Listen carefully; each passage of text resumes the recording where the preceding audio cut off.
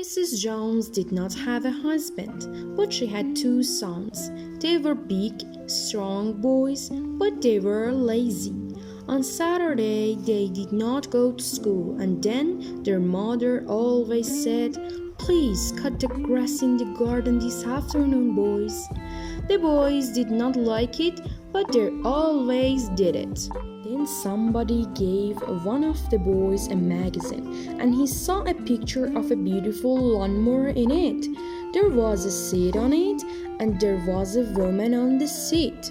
The boy took the picture to his mother and brother and said to them, "Look, that woman sitting on the lawn-mower and driving it and cutting the grass. We want one of these." "One of these lawn-mower?" his mother asked. "No," the boy said. "We want one of those women. Then she can cut the grass every week."